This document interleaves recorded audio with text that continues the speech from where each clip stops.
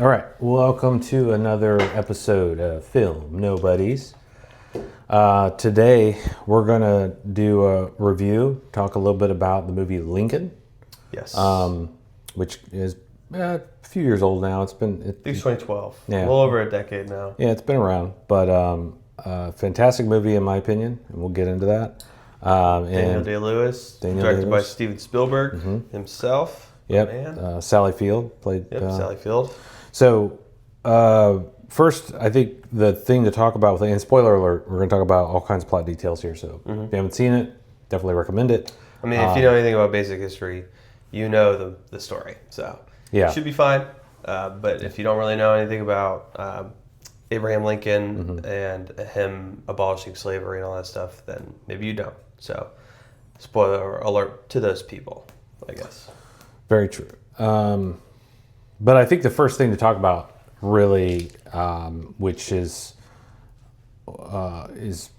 just made this movie to me a really good, solid classic, was Daniel Day-Lewis's performance as Abraham Lincoln. Absolutely. To me, a fantastic performance. He didn't overplay it.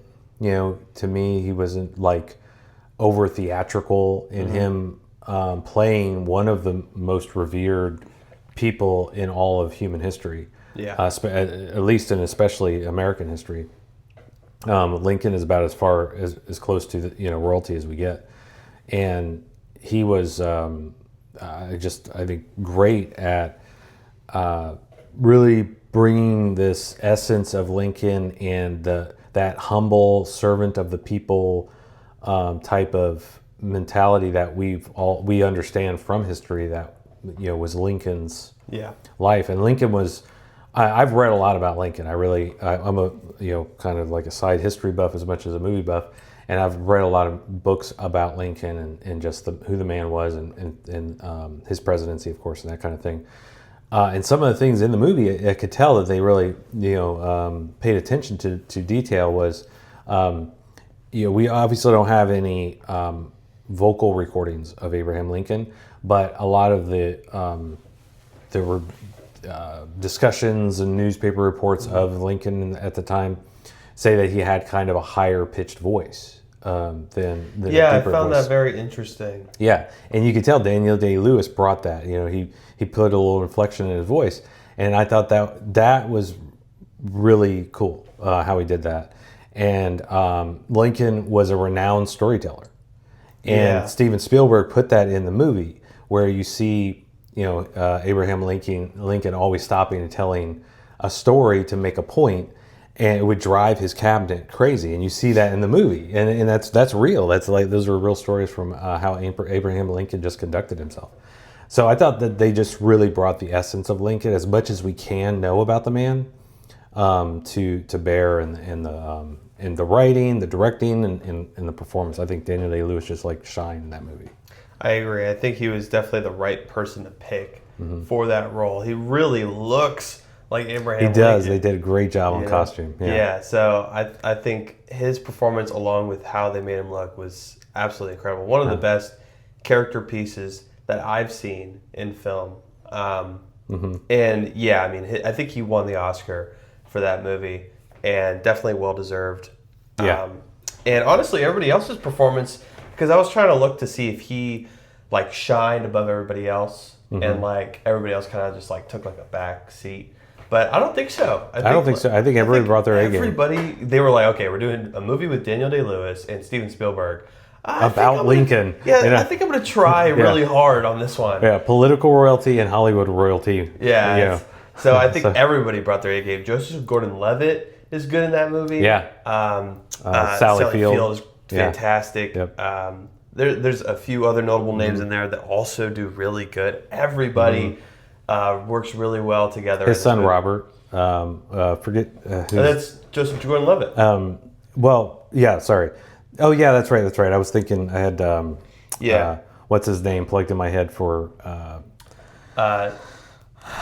I can never remember his name. The guy that was running the operation to go and convince all the representatives and senators to Oh, He was whipping the votes.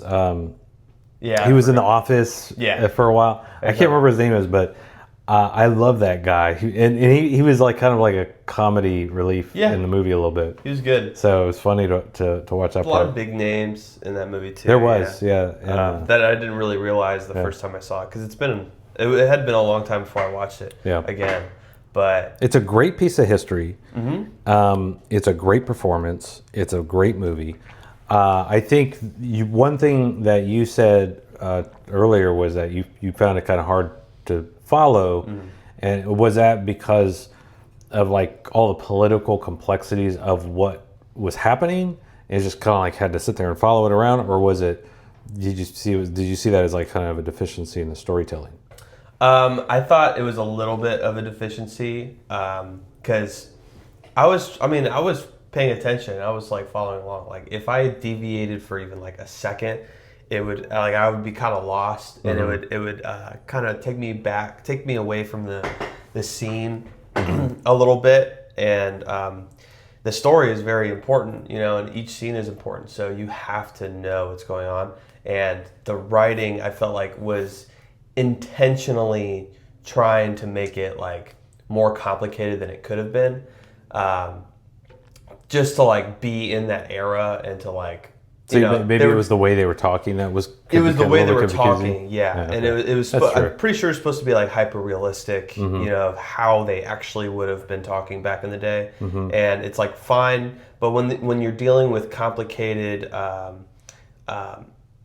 situations like the one they're dealing with, where it's like super political, a lot of like rules that they're following and trying to like deal with and stuff. I feel like going for that hyper realistic dialogue can be good and bad because it immerses you, but I was lost for a good portion of the movie. Maybe it's because I'm just stupid, but I think it could have been better executed to help the audience understand, especially general audiences who are, most of them are not film buffs. They just want to watch a movie that's going to entertain them. And, maybe this one specifically informed them of history. But I feel like that's a fair point. But I also think that Spielberg was probably going for people who are already kind of savvy with that kind of thing, and there's a lot. He was going for an Oscar. Yeah, but I also think like the story itself is a story that's going to speak to a niche audience. It's not going to necessarily bring in niche or niche. Pretty sure it's niche. It's a niche. I think it's niche. I don't know, potato. Who cares? Yeah, I guess whatever. But I think that the niche that he was trying to hit was people who are, already kind of savvy with historical, big historical dramas like that, and just seeing it play out on the silver screen. Yeah, that's fair. I'm not sure he was really necessarily looking for like a general audience target on that. I mean, it should be and it could be, but that's probably why he was like, you know what, I'm gonna try and make this hyper realistic because that's what I care about. Like you said, he's looking for the Oscar. He's looking for that big, epic movie, which he delivered. But in doing that, I think you're right. It kind of alienated a lot of audiences. Yeah, people who are a little foreign to that didn't really pick up on it so quickly. And it kind of like I know they were going for hyper immersion, but that kind of dialogue kind of.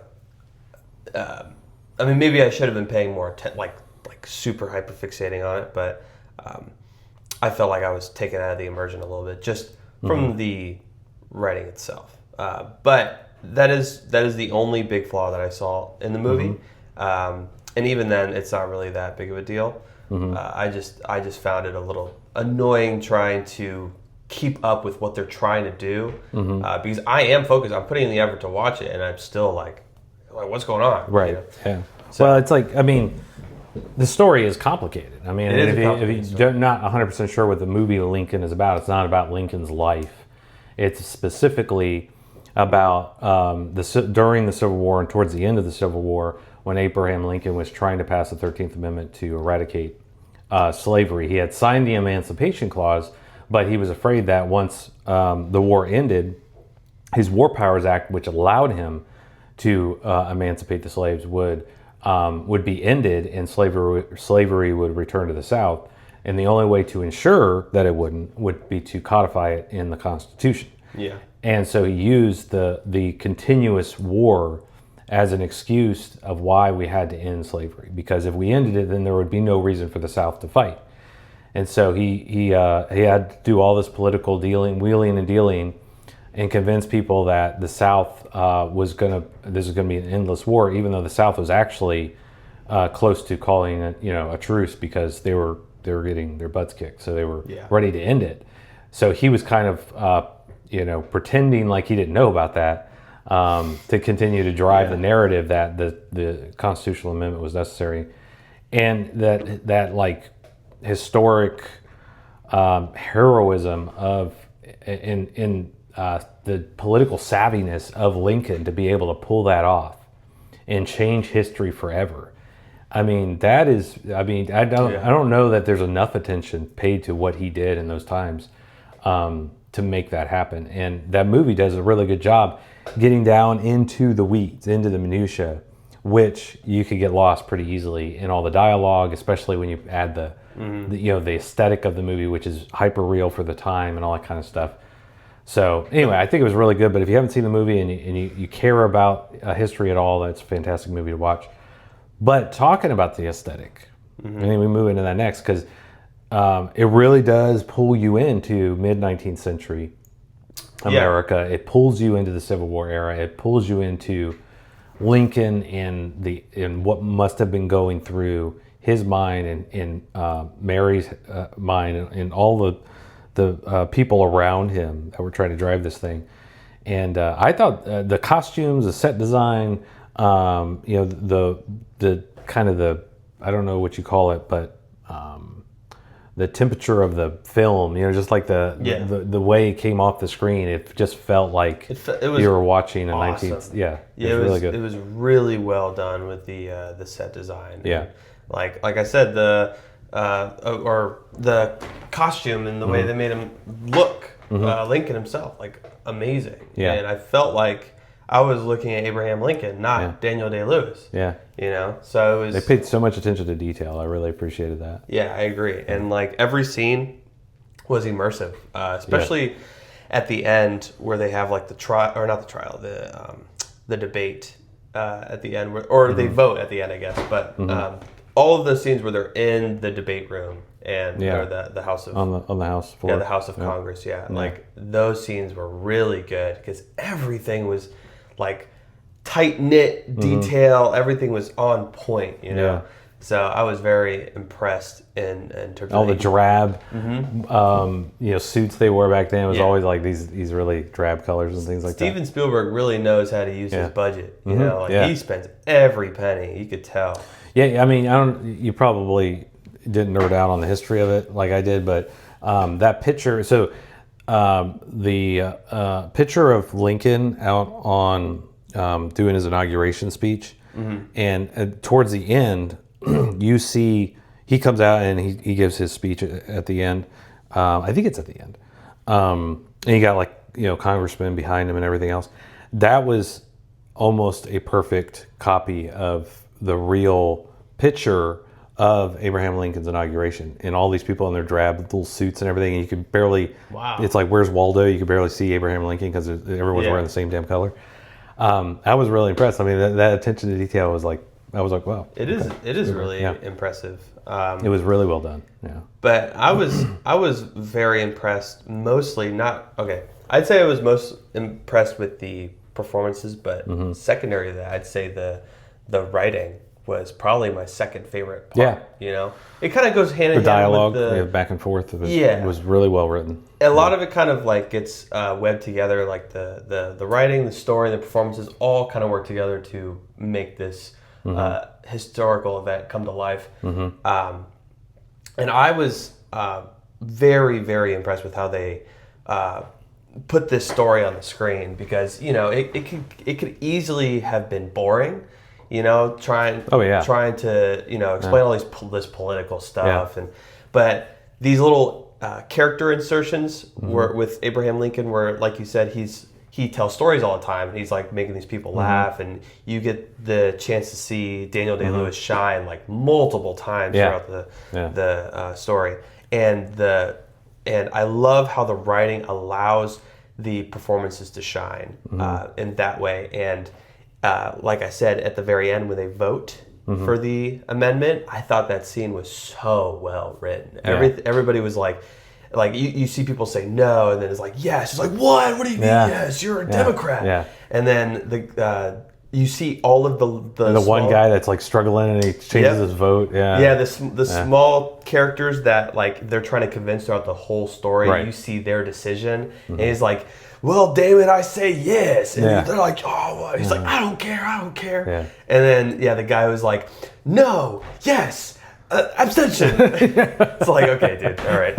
And then the one that always sticks with me is I think his name is Ye Man, where he's like, yes, he like screams it, and everybody's like, no, what? Yeah, that was the guy that was looking all nervous, and what's his name was like, oh, it looks like he ate a bad oyster. Yeah.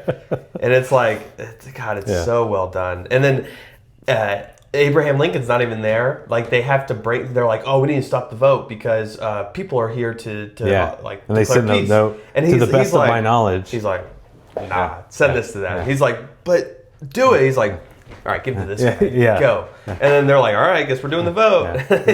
He's like aura farming the whole time. That's okay. I'm trying to get him in on the lingo of Gen Z. And this is a very good example of aura farming. Okay. Him just like Abraham Lincoln just kind of doing his thing and like having the presence that he does in each scene. That's aura farming. Like I've never seen a historical figure in a movie do it like that. And it's so cool. Abraham Lincoln is so cool in that movie, you know, because he's so like he's just so chill. Everyone around him is like, what are we gonna do? We're all gonna die. And we're never gonna do this. And he's like, let me tell you a story. Exactly. And then they're like, you're right. And then it's fine, you know. So it's an interesting fact about those characters around him that were kind of like freaking out. Yeah. That his cabinet his cabinet members were almost all of them were his political rivals. Yeah. And there's a book that Dorothy Kearns Goodwin wrote about that called Team of Rivals, which talks about Abraham Lincoln's style, which was to surround himself with people that disagreed with him. And most of the people in that room hated him. They thought he was just a complete joke. They wrote him off completely. And when he won, they thought he was just going to be a failure and they were going to dedicate everything they could to fail it. To their surprise, he pulled him into the cabinet. And so when the people in the movie, like you see them like kind of get annoyed with him throughout the movie. Yeah. Like Ward, the Secretary of War, was was like, this map is burned, and his kid was in there burned. So anyway, they were truly annoyed with him, but over time they fell in love with him. And at the end of it, they were the ones, Secretary Seward, his Secretary of State, that was the one that was most close to him, that was talking a lot. Yes. And Secretary Ward, who was the Department of War. Those guys were the ones that memorialized him the most at the end of it all, because they realized how much that they loved that man. And so what you're talking about, like with throughout the movie, you see all these characters, and there's a reason that they're putting those character moments in there, and you're seeing Abraham Lincoln being that kind of center of gravity for it, because that's kind of how it was. That's the theme of his entire presidency, and Spielberg kind of like masterfully played that out with the way that Daniel Day-Lewis did Lincoln, and then how they played off the other characters who had these minor annoyances, like when he'd stop and tell a story and Ward would storm off, I can't listen to another story. I did like that. That was all true. They couldn't stand that.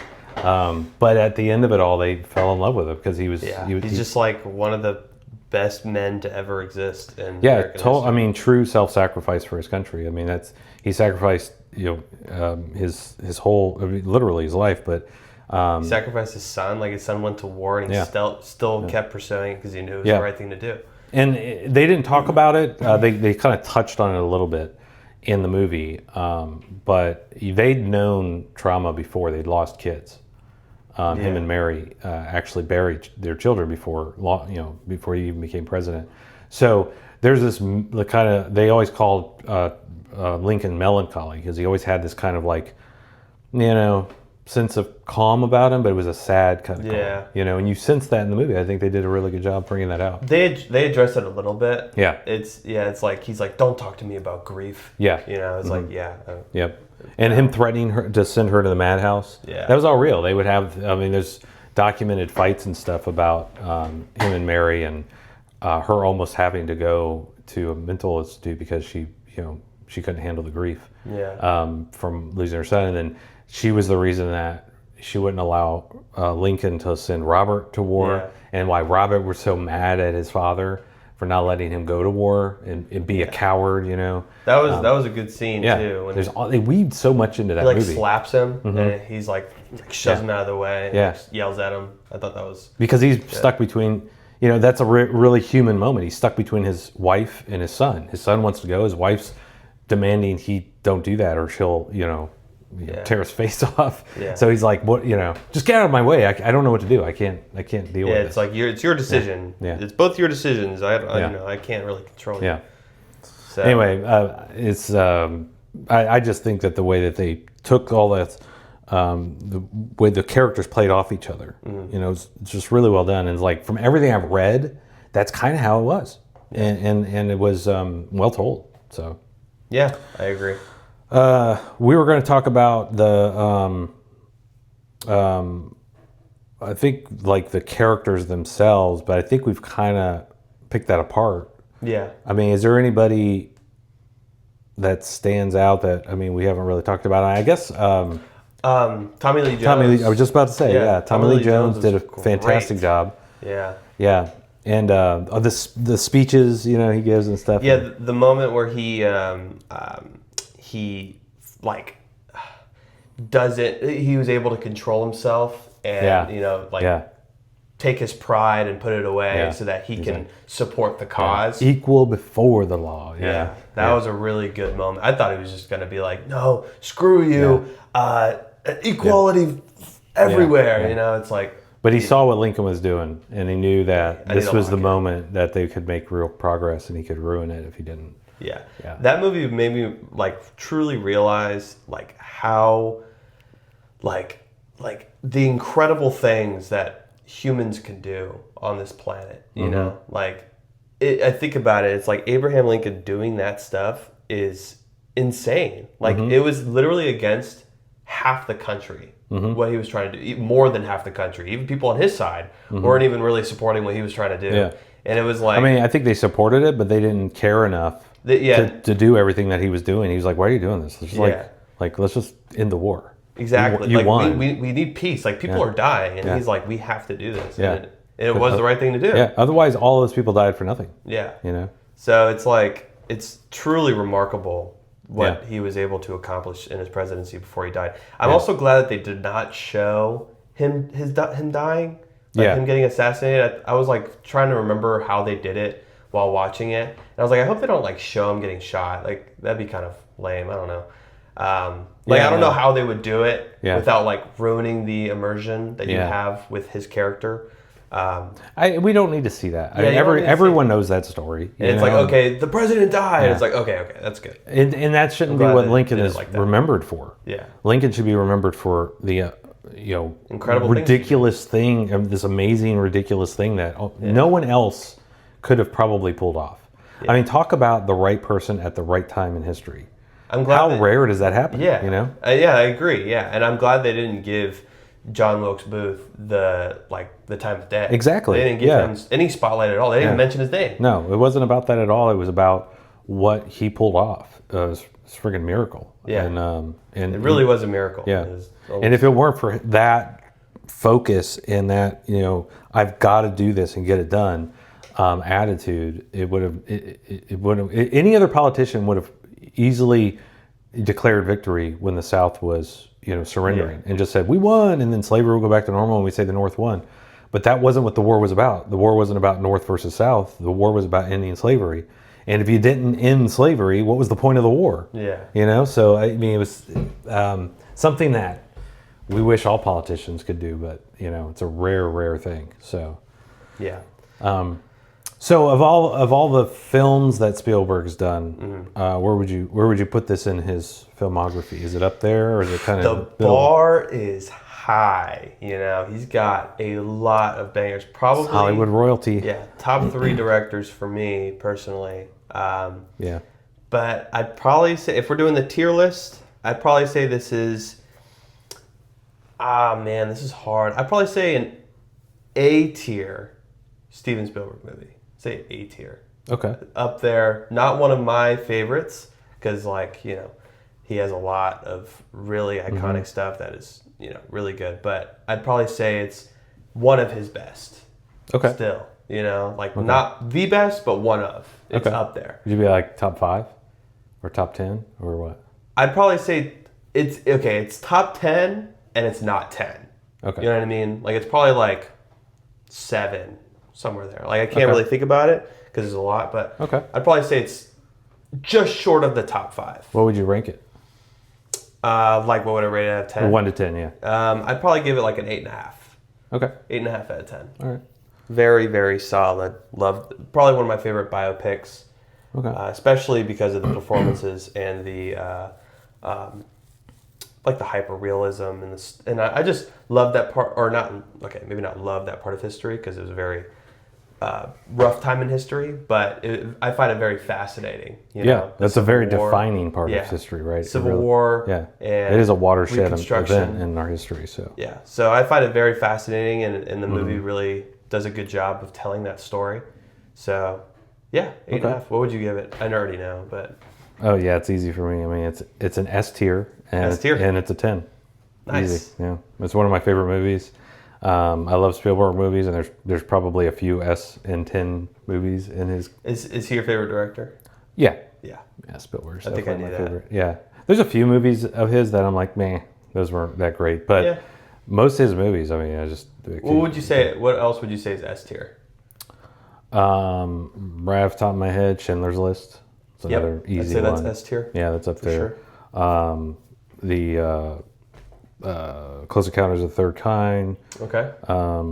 That's up there. I'd say Jurassic Park. Which one? The first one. Okay. I don't think he did the second one. Oh, he didn't? I don't think so. I have to go back and double check. Maybe I'm wrong, but yeah. So I can't think through all his movies right now. Indiana Jones? Would you say Indiana Jones is up there? Indiana Jones is like, is there a specific one that's S tier? Would you say like the Last Crusade be S tier? No, not the. So I think the Last Crusade is. No, I think part 2. So part Temple 2, of Doom. Temple of Doom is the one that is the weakest, in my opinion. It's still a great movie. I love it. So don't get me wrong, but I think 1 and 3 are the best. So I think S for those, and then probably maybe A for part 2. Okay. But and then what about Ready Player One? That's good. I like that movie. So I don't. This is why I don't like tiers and rankings. Because they're all going to be at the top. Well, it's not, but they're at the top for different reasons. Like they're not they're not like you can't compare Ready Player One to Lincoln. But I could say I enjoy both of them equally. Yeah, I think that's why I like the rank system, is because when you put those at S tier, like, they're obviously different movies, but they have like a spotlight shined on them. It's like okay. It's like, wow, those are S tier. And I kind of see what you mean, you know, type deal. Okay, so that's fair. I would give it an S tier, but I would probably say it's like a rank Ready Player One is like maybe 8 or 9 instead of a 10. Okay. Yeah. That's fair. I'm trying to think. E.T. What would you put? E.T.? Oh, E.T.'s yeah, that's S. Yeah. Jaws. So I think Jaws is probably it's an A, maybe an S. Okay. Yeah. AI. That's a B. Fair. Yeah. I actually haven't seen AI. Yeah, good movie, really interesting movie, but really not. It was just kind of boring. Yeah, I gotta give it a second shot. I gotta go back and watch it again. I haven't watched it in years and years and years. But when I first watched it, I was just like, wow, this thing is like really boring. Yeah. But it was also pretty deep. And I don't know that I was giving it. I don't know if I was really giving it to do. Yeah, so I probably owe it to that movie to watch it again, because it was a deep movie. It was very sad. In some parts of it, it was very profound, but I heard it's a very sad movie. But it was kind of boring. like the way it was executed. What about Empire of the Sun? Man, I don't even remember it. I'd say a B. Probably probably say like C plus. Yeah, that's one of those movies I'm like, man. Yeah, whatever. Yeah, he's got a couple of those in there. Like Fablemans was okay. That's like a B.